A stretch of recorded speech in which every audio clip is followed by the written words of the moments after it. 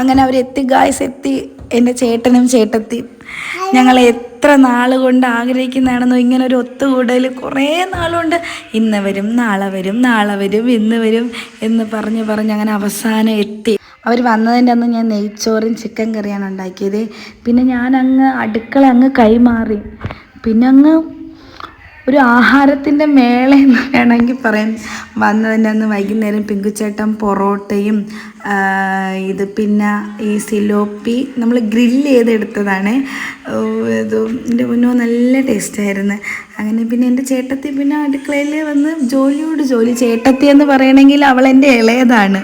പക്ഷെ ബന്ധം കൊണ്ട് ഞാൻ ചേട്ടത്തി എന്ന് പറയുന്നതേ ഉള്ളൂ. ഞങ്ങൾ ഇടിപ്പൊടി ബന്ധം തന്നെയാണ്. അങ്ങനെ വൈകിട്ട് പൊറോട്ടയൊക്കെ ഉണ്ടാക്കി. എൻ്റെ അമ്മയെ എന്തൊക്കെ കാര്യമായിട്ട് നിന്ന് കറക്കുന്നുണ്ട്. പക്ഷെ അടിപൊളി ഫുഡായിരുന്നു കേട്ടോ. അങ്ങനെ ഫിഷൊക്കെ ഗ്രില്ല് ചെയ്ത് വൈകിട്ട് എല്ലാവരും കൂടെ ഞങ്ങൾ ഒരുമിച്ചൊക്കെ കഴിച്ച്. പിറ്റേന്ന് എൻ്റെ ബർത്ത്ഡേ ആയിരുന്നു. എനിക്ക് ഇത്രയും പ്രായമായിട്ട് പോലും അന്നിങ്ങനെ കുറച്ച് പേരൊക്കെ ഉണ്ടായിരുന്നപ്പോൾ എനിക്ക് ഭയങ്കര സന്തോഷമായിരുന്നേ.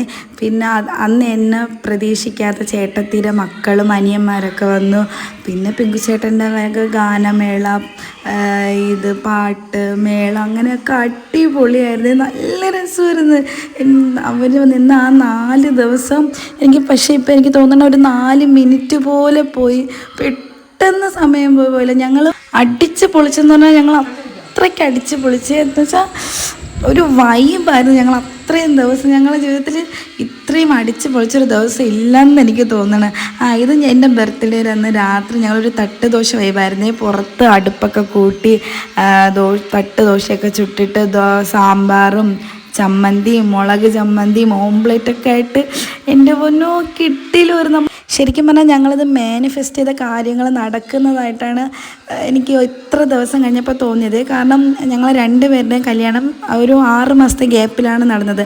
അപ്പോൾ ഞങ്ങൾ 4 പേര് മാത്രമുള്ള നിമിഷങ്ങളിൽ നമ്മൾ എപ്പോഴും പറയും, നമുക്കിങ്ങനെ വീടൊക്കെ വയ്ക്കുമ്പോഴത്തേക്ക് നമ്മൾ നിങ്ങളെ വീട്ടിലും വരും, നിങ്ങൾ നമ്മളെ വീട്ടിലും വരും. അപ്പോൾ നമ്മളിങ്ങനെ ഫുഡൊക്കെ ഉണ്ടാക്കി നമ്മളിങ്ങനെ വൈബൊക്കെ അടിച്ച് നല്ല അടിച്ച് പൊളിച്ച് നമ്മളിങ്ങനെ എപ്പോഴും പറയുന്നു. പക്ഷേ ആ കാര്യം യാഥാർത്ഥ്യമായതുപോലെ നമ്മൾ അന്ന് എന്തൊക്കെയാണോ പറഞ്ഞത് അതെല്ലാം ഈ 4 ദിവസം കൊണ്ട് നടന്ന് എല്ലാം കഴിഞ്ഞ് അവരങ്ങ് പോയടാ. ഇനി കുറച്ച് കരയുന്ന ആക്ഷൻസ് ഇടാം. ആക്ഷൻ ഇട്ടതാണെങ്കിലും ഭയങ്കര വിഷമമായിരുന്നു. ഇനിയും വരണേ.